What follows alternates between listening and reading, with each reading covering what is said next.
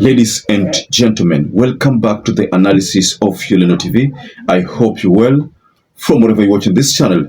I believe you now know that Donald Trump is headed for... Unbelievable people standing by my side. These people have been incredible. They've made the journey with... Going by the statistics, I stumbled upon some statistics here whereby Donald Trump had 277 electoral votes, whereas Kamala Harris had 224 electoral votes.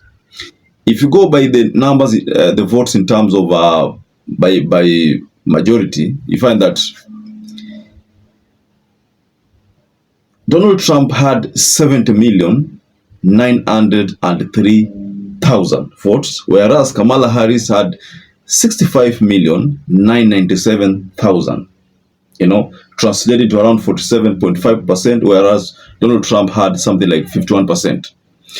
Now, there are also other presidential participants like Jill Stein of the Green Party. Then we have Robert Kennedy of the Independent faction. So this is what is happening, ladies and gentlemen. So the lesson that this race, the US presidential race, this is something that Kenyan leaders, I think, should learn from. And why am I saying so? We all know what is happening with Rigathi Gachagua now. These cases. We know him being ousted from, being hounded out of office. And why now he's facing a lot of accusations. You see, all these are making Rigathi Gachagua grow politically. The same way, when Biden chose to fight Donald Trump, he was literally building Donald Trump. And then Donald Trump became popular and became a darling of the US. It's the same way with what is happening in Kenya, the Rigathi Gachagua Ruto feud. I want us to go extensively into this lesson, ladies and gentlemen, because it is important that we also look at the relationship between Ruto and Biden. There were promises which Biden made when Ruto had paid US for the US state visit. So the big question here is Trump going to honor those deals? So that is a big concern, ladies and gentlemen.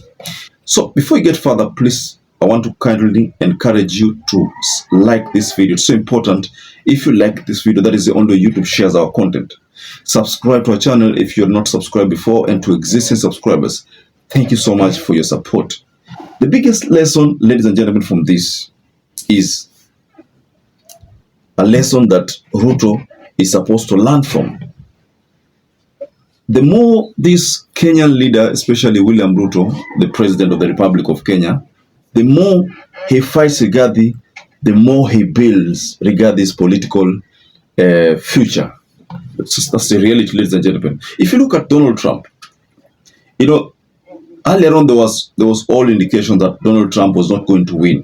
Kamala Harris was going for a straight win. That was the first perception that was thrown around.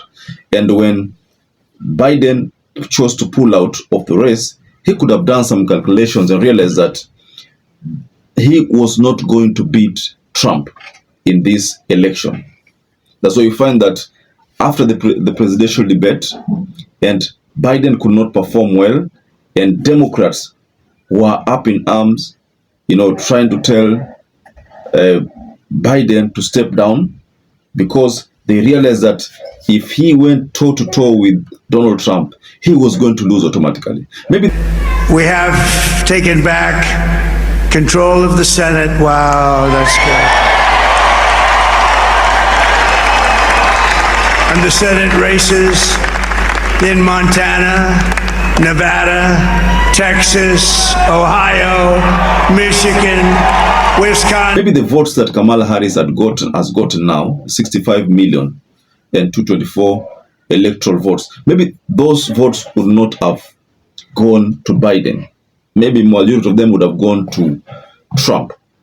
Trump managed to win some of the swing states, the ones that have always been considered Democrats swing states, but Trump won them. As at yesterday, before I think the midnight, Kamala Harris was ahead. We all know that. But then things changed. Things slowly change. And as we speak, ladies and gentlemen, because Trump has surpassed the 270 mark, he is definitely the president of US right now, ladies and gentlemen. Of course, swearing in must be done, but going by the numbers, he's the president-elect. So the big concern here, ladies and gentlemen, I'm asking myself, and I believe you'll be asking yourself in future, is what is going to happen to William Ruto? We all know that Biden treated William Ruto as his favorite president in Africa. President Joe Biden, Dr. Jill Biden, Madam Vice President, distinguished ladies and gentlemen, Jumbo. So here comes a scenario where now Trump is the one that is going to be at the Oval Office. Or could simply say he's the one who's going to be in White House. You know? So what effect is this going to have on the future of William Ruto going forward? Someone told me that Rigathi Gachagua congratulated Donald Trump. I'm here to look for that text, that congratulation from Rigathi Gachagua, but someone said that Rigathi Gachagua congratulated Donald Trump.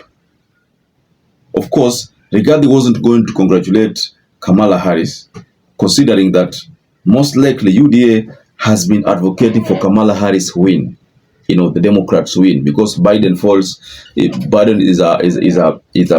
is a member of the Democrat. So the expectation was that UDA were going to champion for Kamala Harris win, but it didn't work. One of the reasons why Ruto was given a state visit, and you saw what happened during the state visit, there was some kind of campaign in the streets of US. So in very few words, Ruto was literally trying to campaign for Biden before Biden relinquished that candidacy to Kamala Harris. But that mathematics didn't work.